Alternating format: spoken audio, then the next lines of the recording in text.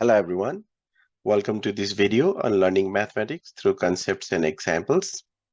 Today we are working on mastery exercise 5 from your intro to statistics class. Let's begin with our first example. So first example says, determine whether this table represents a probability distribution. So you can see we have the random variable x and the probabilities. Now for this type of distribution to be probability distribution, it has to satisfy two important conditions. And the first one is, okay, let's see, let me write it down. The first one is all these probabilities must be between 0 and 1. So if you look at all these values, 0 0.25, 0 0.1, 0 0.2, 0 0.4, all these probabilities are between 0 and 1. So all probabilities P of x, they are between 0 and 1. So that means the first condition is true. Now we need to look at the second one. That is, we need to find the sum of all these.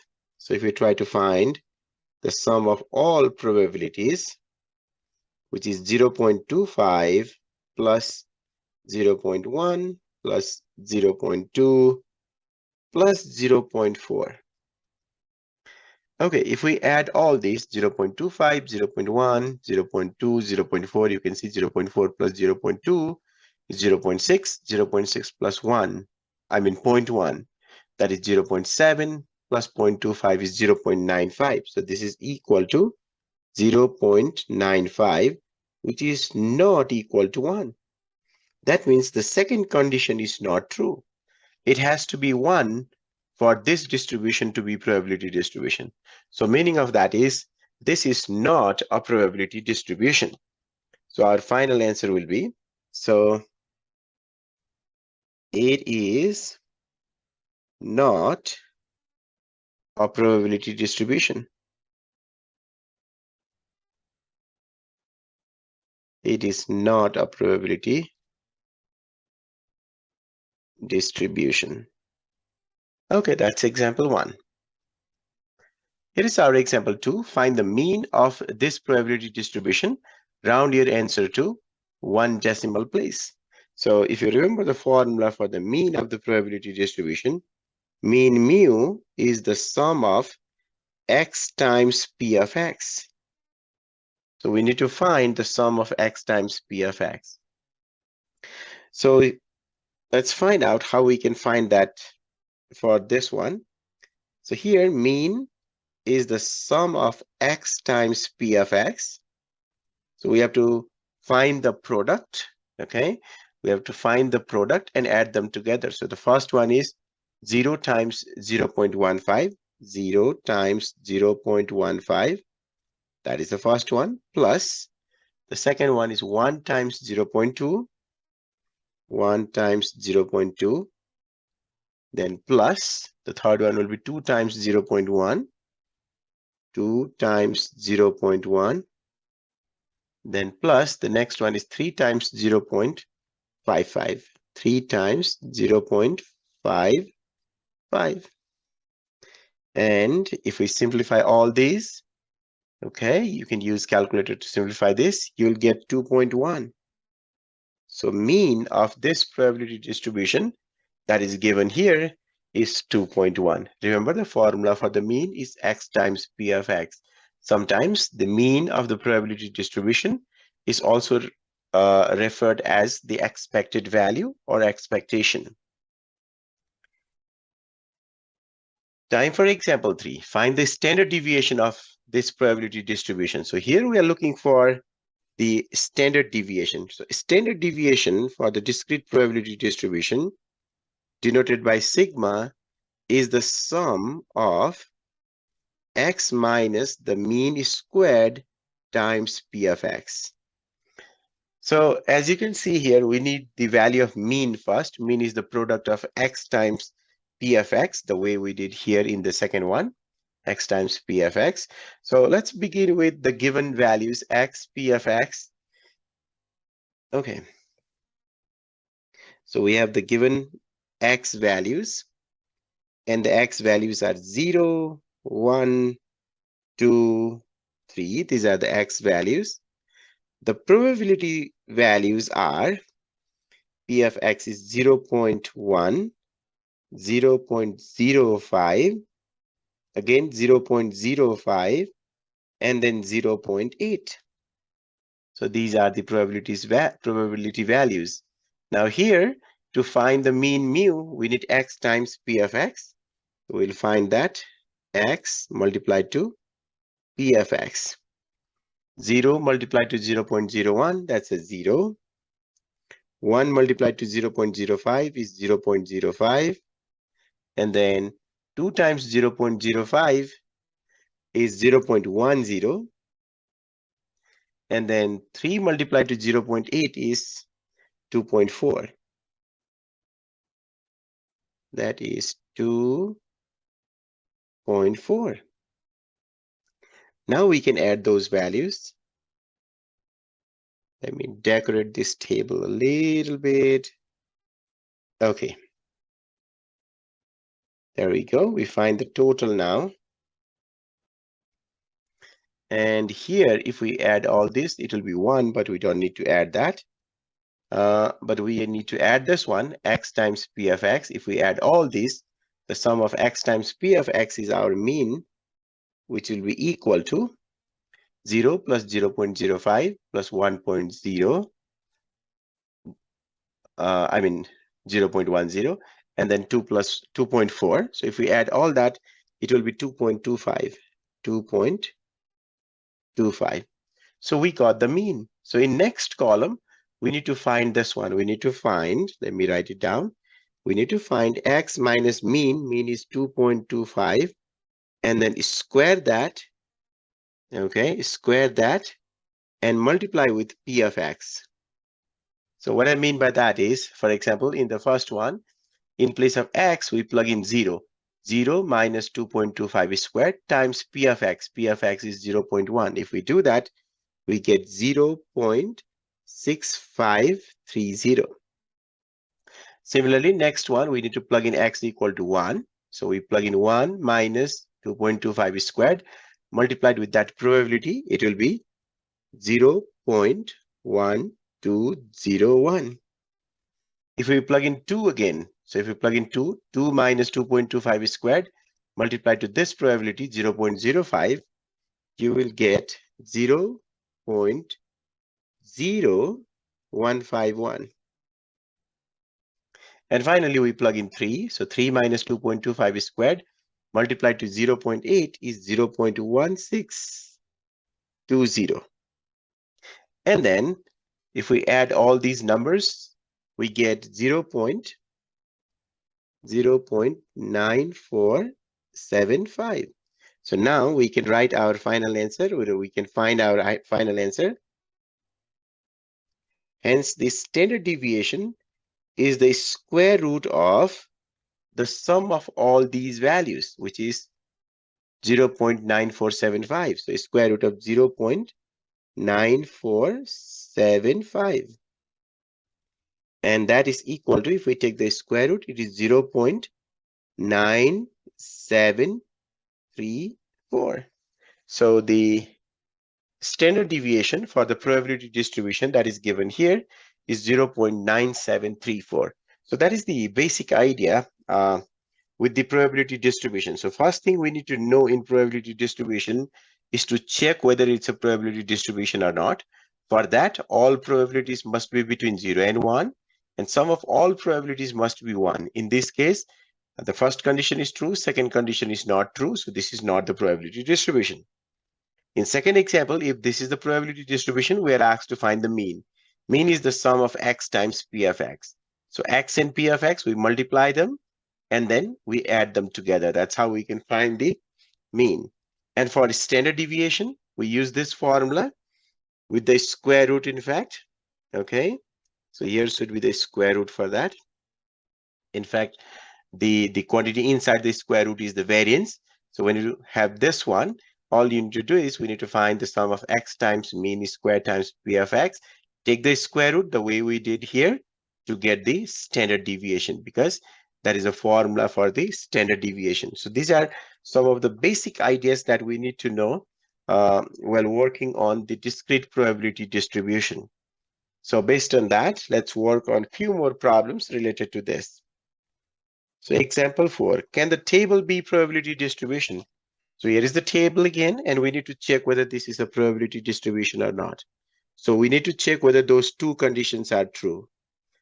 For the table, for this one to be probability distribution, both conditions must be true. If one of them is not true, then it's not a probability distribution. The first condition is all probabilities must be between 0 and 1. But if you look here, probability when x equal to 1, probability when x is equal to 1 is this one here, which is a negative 0.5433. This is negative. Okay, this is negative. This is negative. Probability cannot be negative.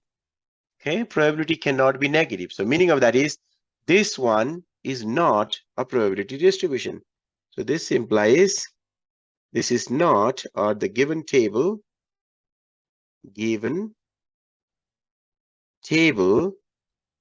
is not a probability distribution. Is not a probability distribution. Because one of the probabilities is negative. Probability cannot be negative. Probability is always a value between 0 and 1, but this is less than 0, so this is not the probability distribution. Okay. Next problem here. Find the mean of the following probability distribution. So like in one of the examples we did before, we know the formula for mean. We know mean denoted by mu is the sum of x times p of x. So you can see they have given x, and here we have p of x. So we multiply and add. So first one is 0 multiplied to that. So we write 0 times 0.2558. That is the first one. Then plus the second one is 1 multiplied to that quantity. So 1 times 0.0475. And then plus the next one is 2 times that quantity. 2 times 0.2971. So we will continue to multiply like this. Next one is 3 times that. So plus 3 times 0.1475. And finally, the last one, which is 4 times that. 4 times 0.2521. 2521. And now we can simplify all this using calculator. And if we do that, we'll get we'll get 2.0296. So that is the mean. Okay, 2.0296. That is the mean for this probability distribution. Remember, while calculating the mean, we use the formula mean is equal to sum of x times p of x. So that is the important formula that we need to know and we need to apply while calculating the mean of the probability distribution. Next one now, number 6 here. Consider the discrete random variable x. So here is our discrete random variable x given in the table. We are asked to calculate the mean, variance, and standard deviation. Okay, we are calculating the 3 different things. So what we'll do is we'll start by making the table. So let's see, we have the x values given. X values are 8, 10, 12, 13, 14, 15, and 16. These are the x values. Now, p of x is also given. P of x 0.12, 0.14, 0.25, 0.13, again 0.13, then 0.12, and 0.11. Okay, these are the values. Now the first thing we want here is the mean. Okay, the first thing we want is the mean. So the first thing is the mean, denoted by mu, is the sum of x times p of x. So here we have x, here we have p of x. So we need to find x times p of x and add them together. So let's do that. So in next column, we need x times p of x. So now the first one is 8 multiplied to 0.12, which is 0.96. Next one is 10 multiplied to 0.14, which is 1.4. And the next one is 12 multiplied to 0.25, which is a 3. And then 13 multiplied to 0.13, which is 1.69. 14 multiplied to 0.13 is 1.82. 1.82. 15 multiplied to 0.12 is 1.8. And finally, 16 multiplied to 0.11 is 1.76. Okay. So let's see what we are getting here. Let's find the total. If you add all these probabilities, that will be 1, but you don't need to add. But here we are adding this because sum of x times p of x is our mean. So 0.96 plus 1.4 plus 3 plus 1.69 plus 1.82 plus 1.8 plus 1.76, that is mean is equal to 12.43. 12.43. So if we add all this, we get the mean, that is 12.43. So we can write here, this is equal to 12.43. Now, the next thing we want to find is the variance. So if we remember the formula for variance, variance is the square of the standard deviation given by the formula sum of x minus mean quantity squared multiplied to p of x. So here in next column in our table, we need x minus the mean. Mean is 12.43. 12.43 squared multiplied to p of x. And if we find all these values and add them together, that will be our variance. So here what you have to do is, first we need to plug in 8. So it will be 8 minus 12.43 quantity squared multiplied to p of x. P of x is 0.12. So if we do that, we get 2.355. Make sure you check this in your calculator. Similarly, if you plug in 10, it will be 10 minus 12.43 squared multiplied with the probability, which is 0.14, and you'll get 0.8267. Next, for x, we plug in 12, and for probability, we plug in 0.25. And if we simplify that, we'll get 0.0462. Similarly, if we continue, next value we'll get is 0.0422.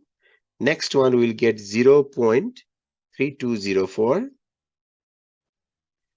The second last value will be 0.7926. And finally, the last one will be 1.4019.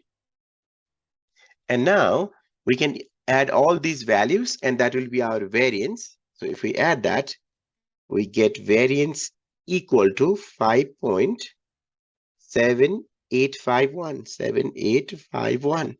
If we add all these numbers, okay? If we add all these numbers, we'll get 5.7851. So meaning of that is the value of the variance. This is equal to 5.7851.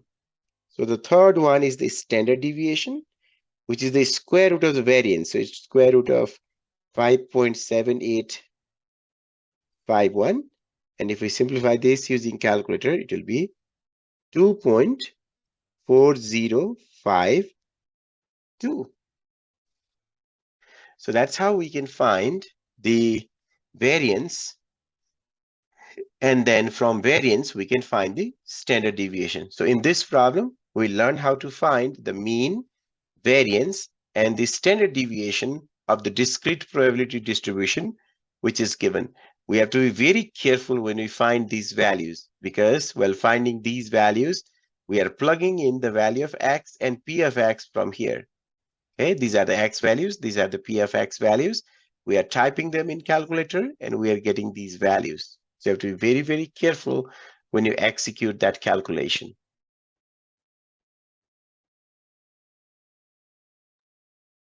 Example 7.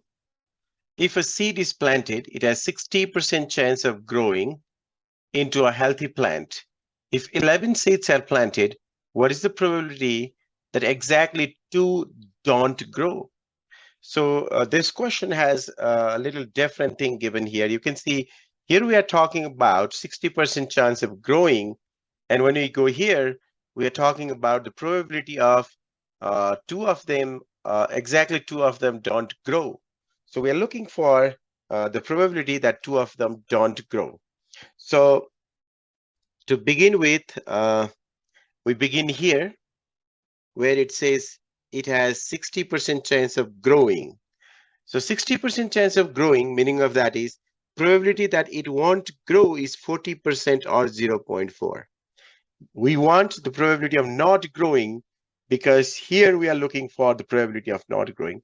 So P is 0.4 and Q will be 60% or 0.6. That is the probability of growing. So here probability of not growing is your P. If 11 seeds are planted, so that's the value of N. You can see 11 seeds are planted. So N equal to 11. We have to find the probability that exactly 2 of them don't grow. So X is equal to 2. So 2 of them don't grow, meaning of that is X is equal to 2. So once we have this fundamental idea, what we know is if you plant a seed, it will either grow or it will not grow. Only 2 chances or only 2 outcomes. And probability of not growing is 4. And probability that it grows is 0.6. That's also fixed for each number of seeds we have.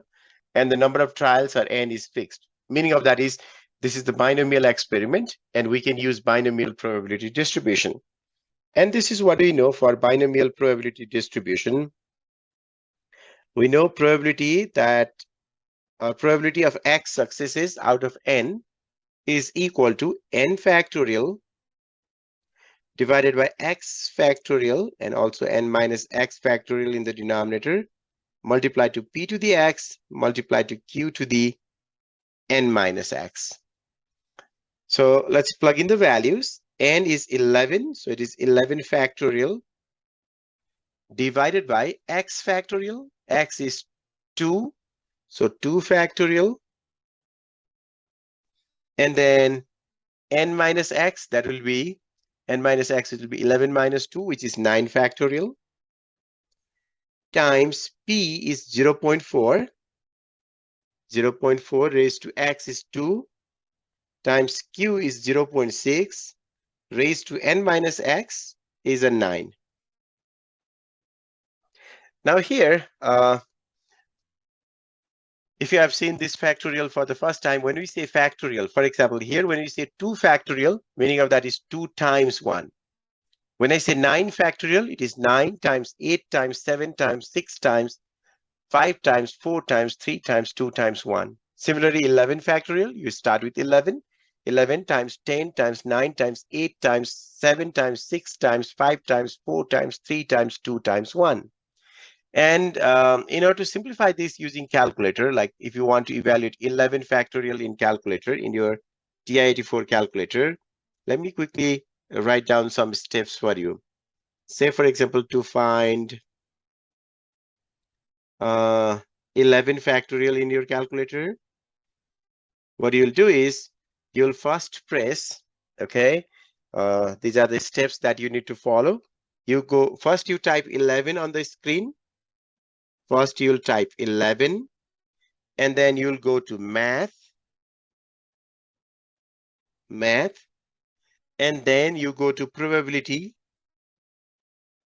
Okay, you go to probability, and then you go to number 4. After that, you go to number 4. Okay, so this is how you'll be able to type back factorial. So if you do all this in your TI-84 calculator, you'll see 11 factorial on your screen. So you can try that. So if you follow the same process, once you type 11 factorial, then you can use divide and then type 2 factorial and then 9 factorial and multiply that by 0.4 squared and 0.6 to the 9 and simplify that. You should get 0.0887. So that is the probability that exactly two of them don't grow. So always remember, whenever we are working on the problem on binomial probability, we have to use the formula, which is something like this one here. Okay, let's move on to next example. Example 8, use binomial distribution n equal to 7, p equal to 0.7, and we have to find probability that x is equal to 6. So let's use the formula. So what we know is probability of x successes out of n trial is equal to n factorial over x factorial n minus x factorial multiplied to p to the x multiplied to q to the n minus x. Now plug in the values. N factorial, number of trial is 7. So this is 7 factorial divided by x is 6. So 6 factorial. N minus x will be 7 minus 6, which is 1 factorial. Multiplied to p is 0.7. Raised to x is 6. Multiplied to q, if p is 0.7 or 70%, q is 30% or 0.3. Raised to n minus x, which is 1. Okay, here also we have that n minus x, that's 1. So it's like 0.7 raised to 6 and 0.3 raised to 1. Now again, we can use calculator to simplify this. One more time, to get the factorial in your TI-84 calculator, you have to go to math, then probability, and number 4. So once you use your calculator and simplify this, you should get 0.2471. 0.2471. That is the probability that x is exactly equal to 6. Next example. A poll is given showing that 75% are in favor of new building project. If 8 people are chosen at random, what is the probability that exactly 3 of them favor the new building? So here what they're saying is 75% are in favor of new building project. So probability that they support the new project will be 0.75. So probability they are not in support will be 25% or 0.25. And here they're asking exactly 8 people. Exactly 8 people are asked. Meaning of that is n is equal to 8. Okay, out of these 8 people asked, what is the probability that exactly 3 of them favor the new building? We have to find the probability that exactly 3 of them favor the new building. Meaning of that is x is equal to 3. So once we have all this information, now we can use the formula, as we know that this is binomial probability distribution. So probability of x successes in a binomial probability distribution is n factorial over x factorial n minus x factorial multiplied to p to the x multiplied to q to the n minus x, which is equal to n factorial. Your value of n is 8. So it is 8 factorial over x. You can see x is 3. So that is a 3 factorial. And then we have n minus x. Okay. N minus x will be 5 factorial. So you'll be writing like that, 8 factorial over 3 factorial times 5 factorial. This is factorial, by the way, times p is 0.75 raised to 3, and q is 0.25 raised to 5. Okay, p to the x, so x is 3, that's why raised to 3, and q has n minus x, which is same as this one, that's a 5, so we raised to 5. Now we can simplify this using calculator. And to get the value of the factorial, or to type factorial in your calculator, you have to go to math, probability, and number 4. And if you simplify all this using calculator, you should get 0.0231. Make sure you type and check it. Okay, that is your 9th example, example 9. Okay, we're done with that. Now let's go to example 10. Let's find out what we have in example 10. Okay, in example 10, a manufacturing machine has 10% defect rate. So that means the probability that it is defective is 10%. Okay, so P is 10%. So we can say 10% defective rate, or P is equal to 0.1. So meaning of that is Q is 90% or 0.9.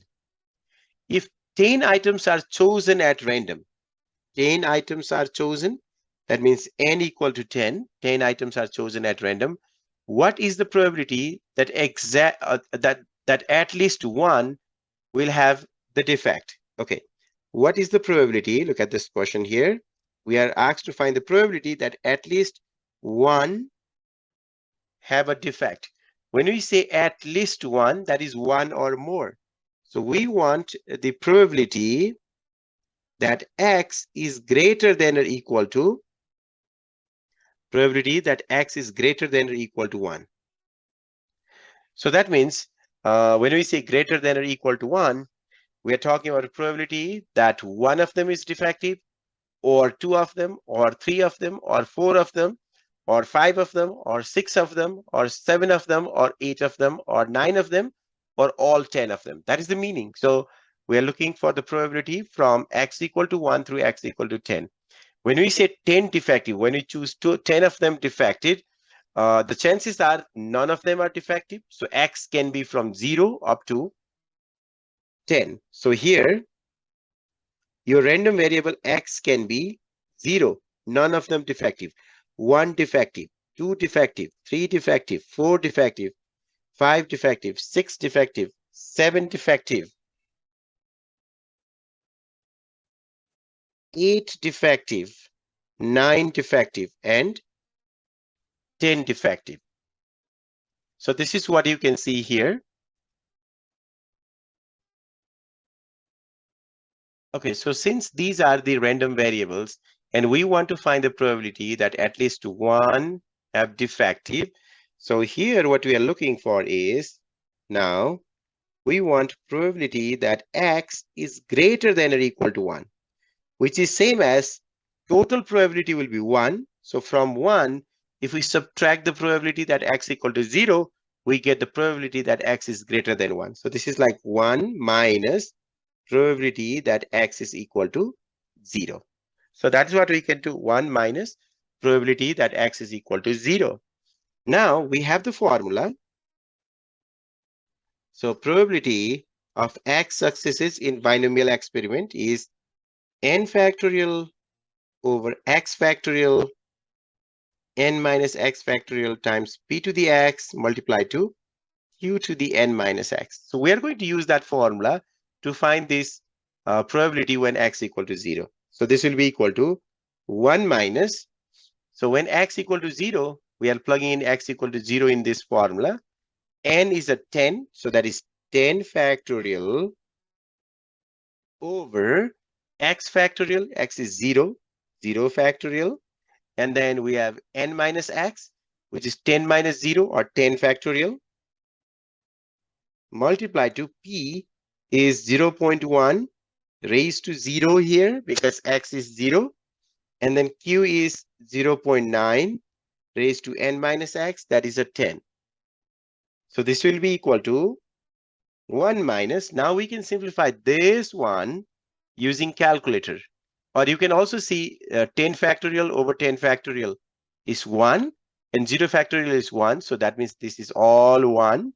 And also 0.1 raised to 0, that is also 1. So from here all the way up to here is 1. 1 times 0.9 raised to 10. Okay. So that will be 0.3487.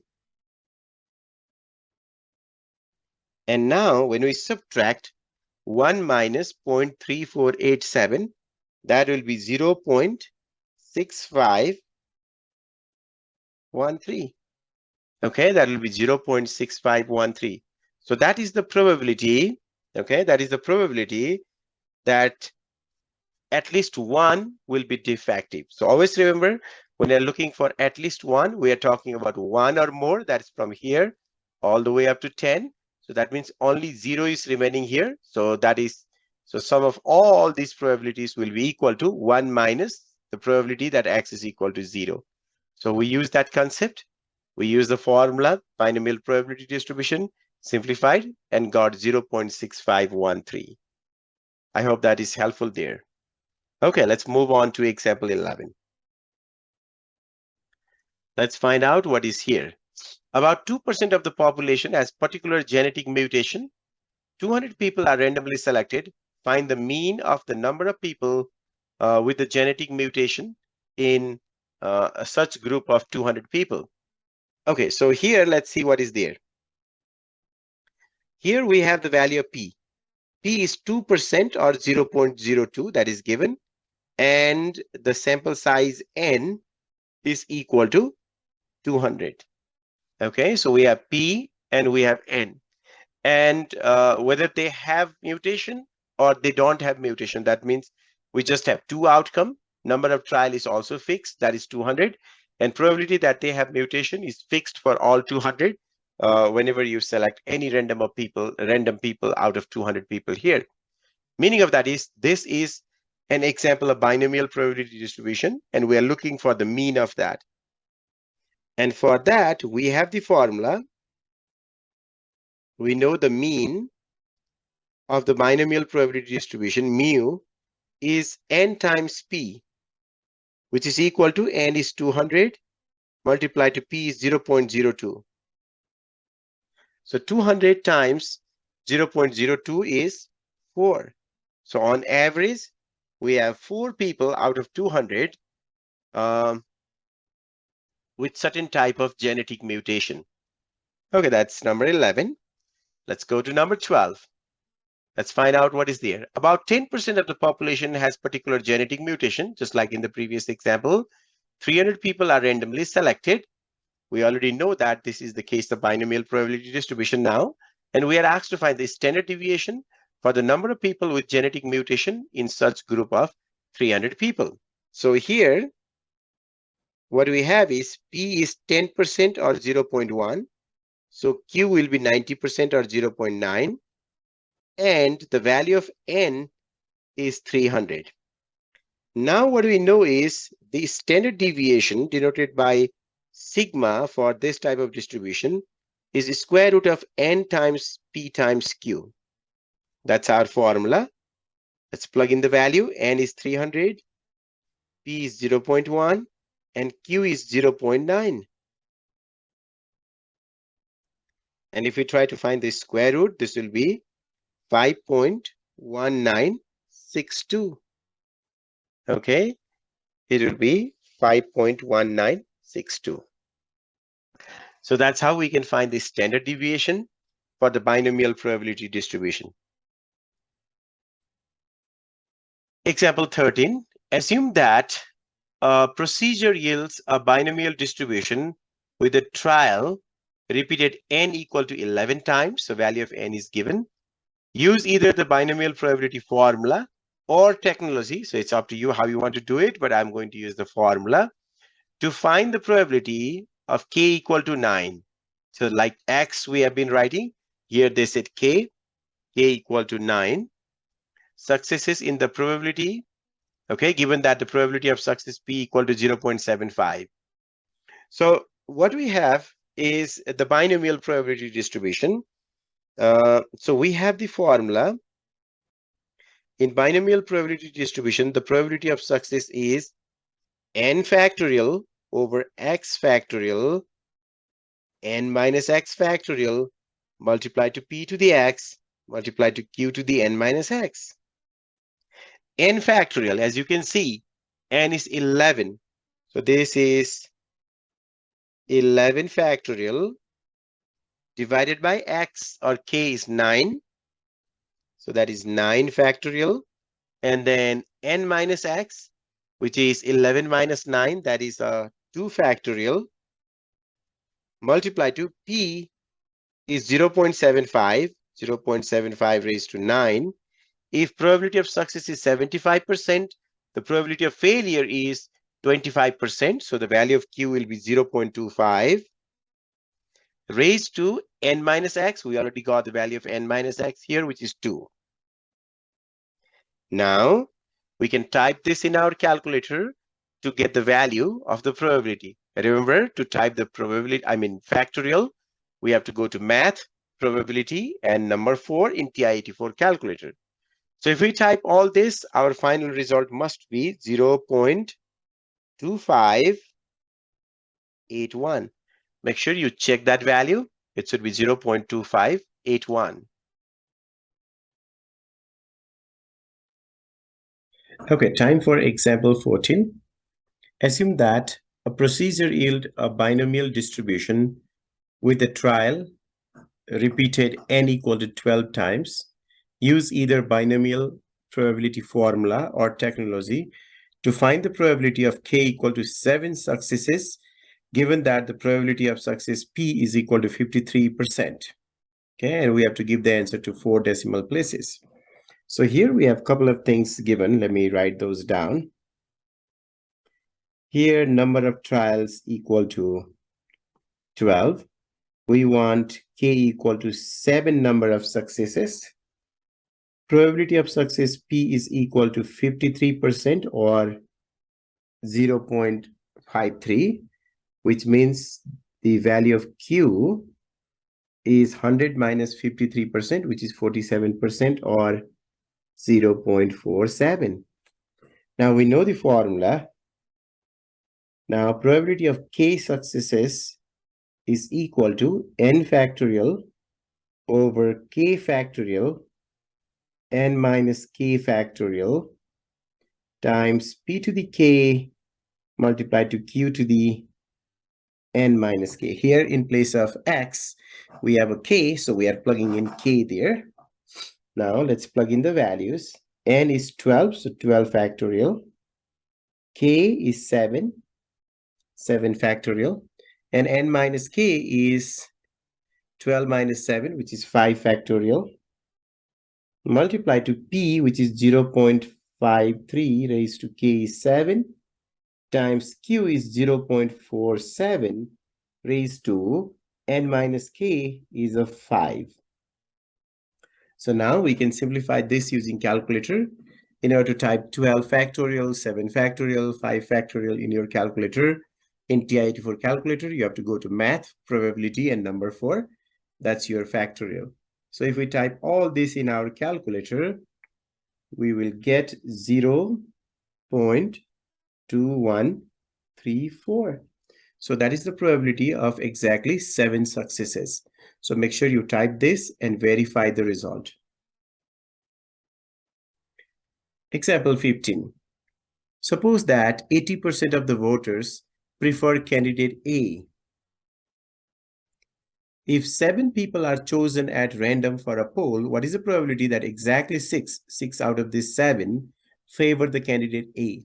So here, what they said is, probability that the candidate gets support is 80%, that is 0.8.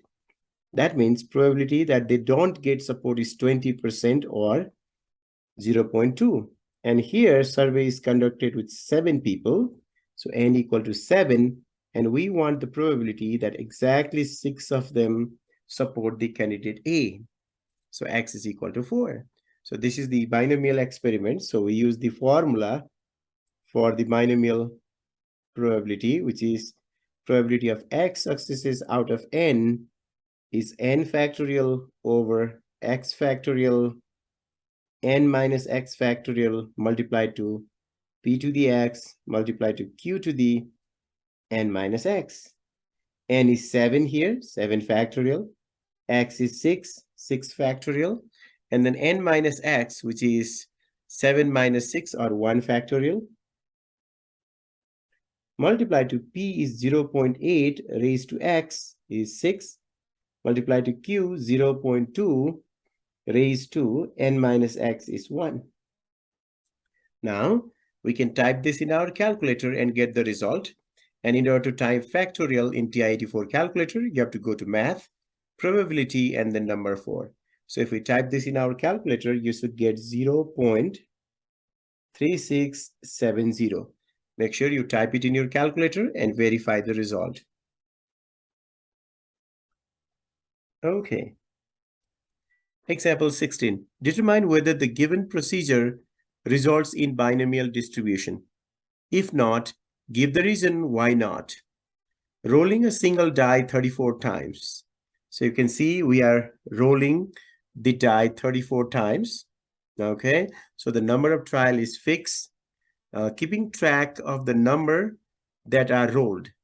So when you roll a die, if you think of the outcome, okay, the outcome in this case may not be just 2. You have more than 2 outcomes. Okay, you have more than 2 outcomes. You will get 1 or 2 or 3 or 4 or 5 or 6. So look like it's not a binomial experiment, but we have to select the correct option here. It's not a binomial experiment. There is not a fixed number of trial. The number of trial is fixed here. Let's see, they said rolling a single die 34 times. So number of trial is fixed there. So A is not correct. Not a binomial. There are more than 2 outcomes for each trial. That's very true. There are more than 2 outcomes there. Not a binomial trial because the trial are not independent. In fact, the trials are independent. So I think the correct option must be B, because as I told you before, there are more than 2 outcomes. In binomial experiment, there should be only 2 outcomes. Like if you are tossing a coin, you get head or tail, 2 options only. But here you are rolling a die. So the outcomes are 1, 2, 3, 4, 5, or 6.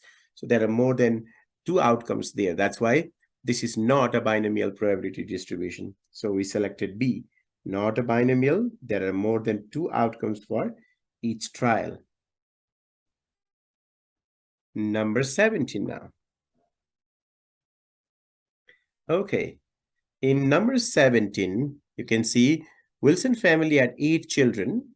So n is equal to 8. N is equal to 8.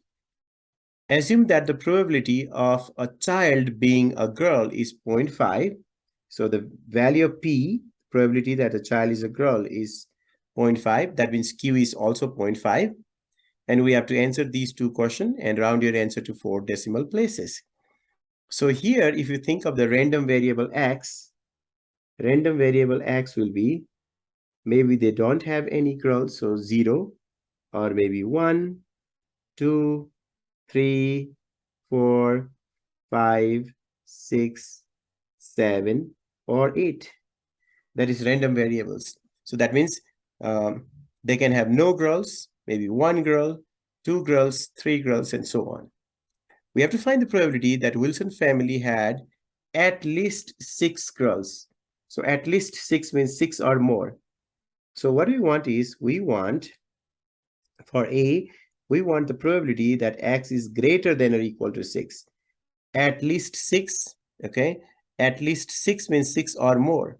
So that is probability that x is equal to 6 plus probability that x is equal to 7, okay? And plus probability that x is equal to 8.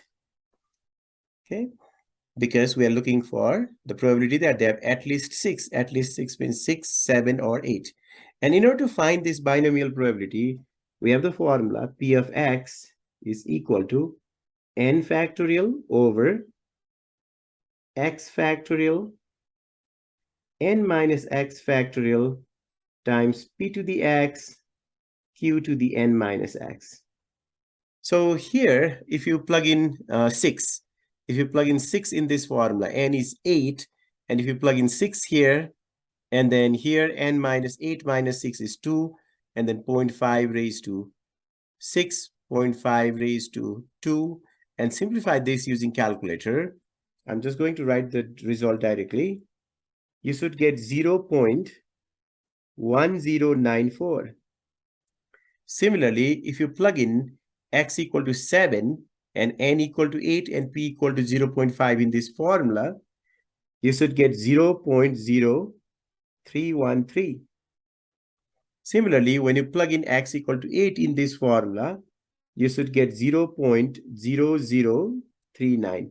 Make sure you plug in different values, okay, 6, 7, 8, into this formula, use calculator, and simplify to check whether you get these results or not. Now, once you add these three, you should get 0.1446. So probability that they have at least 6 girls is 0.1446. Okay, that is part A there.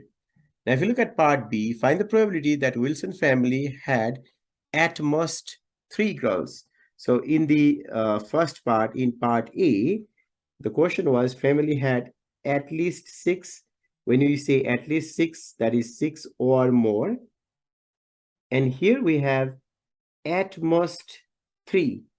At most 3 means maximum of 3, or in other words, 3 or less. Okay, 3 or less. So that means in part B, we want the probability that x is less than or equal to 3. And if you look at the random variable x here, x is from 0 up to 8. So when we say 3 or less, that is 3, 2, 1, and 0. So it's from 0 up to 3. So that is, we have to find probability that x equal to 0 plus probability that x is equal to 1 plus probability that x is equal to 2 plus probability that x is equal to 3. And now, same concept. If we plug in x equal to 0 into this formula here, you should get 0.0039. Make sure you check it. Plus, when you plug in x equal to 1 into this formula, you should get 0.0313. And again, when you plug in x equal to 2, you should get 0.1094. And when you plug in x equal to 3, probability when x equal to 3 will be 0.2188. So make sure you plug in each of these x values into this equation and verify that these results are correct. Now, if we add all of them, it will be 0.3634. 3634. So that is the probability that the Wilson family had at most 3 girls. So make sure whenever you have a problem like this, you identify the random variable. Random variable in this case is from 0 up to 8. No girls, no girl in the family, 1 girl in the family, 2 girls in the family, all the way up to 8. So that's something you need to figure out first. And then you need to know the little meaning of the words like at least and at most. And once you know that, you set up the equation, then use the binomial probability formula that you have and find those probabilities. Okay, that is example 17. Let's move on to example 18 now. So in example 18, we are asked to find the expected value of the random variable given here. So you can see they have the scores or x values and then the probabilities. So scores are the x values, okay, and probabilities are p of x. And we are asked to find the expected value. So what we know is, let me write this here. expected value, E of x is the sum of x times P of x. Okay, expected value or mean is given by this formula, sum of x times P of x. That means we have to multiply x and P of x and then add them together. So for example, in the first one, 2 times 0.35 is 0.7, 0.7, then plus. The second one is 4 times 0.15, which is 0.6, and then plus. Next one is 8 times 0.15, which is 1.2, then plus 9 times 0.15, which is 1.35. Next one is 10 times 0.1, which is a 1. Then plus, the next one is 12 times 0.05, which is, excuse me, that is 0.6. And then the next one is 13 times 0.05, which will be 0.65. So what we did here is we multiplied x and P of x, and we add them together. Now, if you combine all of them, you'll get your expected value or mean, which will be, okay, let's add this in calculator, 0.7 plus 0.6 plus 1.2 plus 1.35 plus 1 plus 0.6 plus 0.65, that will be 6.1. So the expected value is 6.1. Okay, that is your example 18. Okay, we have two more to go. Yeah, two more to go. Let's look at number 19, which is going to be a little longer here. Okay, in example 19, suppose you spin two spinners shown here. Okay, and you can see that these spinners are not uniform there. Let the random variable t represent the sum of the two spinners. So here we are looking for the sum of the numbers on two spinner. Complete the probability distribution table, which is given here, and make sure that, excuse me, make sure your t values are in the increasing order. So when you write the t values, they should be in increasing order, and enter the probability as fraction, or you can enter your calculation in the box. If you get the decimal value, you can also show that here. Okay, first, if you look at the spinner here, we have two spinner. So here you can see this spinner, the half of the spinner here has a 1. And on this side, you can see 1/3 of the spinner has a 3 and 2 parts has 7. So you can see that the section of the spinners are not equal. So we can complete that and make equal parts on the spinner. So if I continue like this, you can see that this portion is 3. So this portion must be 3. And also, because if you look at the half of this spinner, 2 parts is 7. So if I want to make it equal, so 7 is here and also 7 is here. This was 3. So now this side we have a 1. And if I extend that, you'll see that you'll get 1 here, 1 here, and 1 here. Because 1 occupied 3 parts, okay, 1 occupies 3 parts, 7 occupies 2 parts, and 3 occupies 1 part there. Similarly, if you look at the next one here is a 1. So now if I extend it like this, you can see that this part, 1 occupies 1 part only, but this 3 occupies 2 parts, meaning this is 3 and this is also 3. And then on this side, we have a 7. 7 occupied whole this thing. So this is 7. Now if you extend that, all these 3 parts have 7. This is 7. This is 7. This is 7. So what I did is, the sections were not uniform. But what I did is I completed the section and make them uniform. So that is what we need to do first. Okay. And let's create the sample space for the sum. So let's do that. Sample space for sum. So you can see that on the first spinner, On the first spinner, you have 3, 1, then 2, 7, and then 3. So we have 1, 1, 1, 3, and 2, 7 on the first spinner. Similarly, on the second spinner, if we look at the second spinner, you have only 1, 1. Okay, just 1, 1. And then you have 2, 3. So 3 and 3. 2, 3 there. And after that, you have 3, 7. So 7, 7, and 7. And we are looking for the sum. Okay, we are looking for the sum of the numbers that will come up when you spin that spinner. So the sum will be, you can see, if you get 1 on the first and 1 on the second, the sum will be 2. So that is 2, that's also 2. If you get 1 on the first and 3 on the second, that will be 4. And then 1 on the first and 7 on the second, that will be 8. Similarly, this will also be 8. So similarly, we can complete this entire table. So here is the complete table for the sum.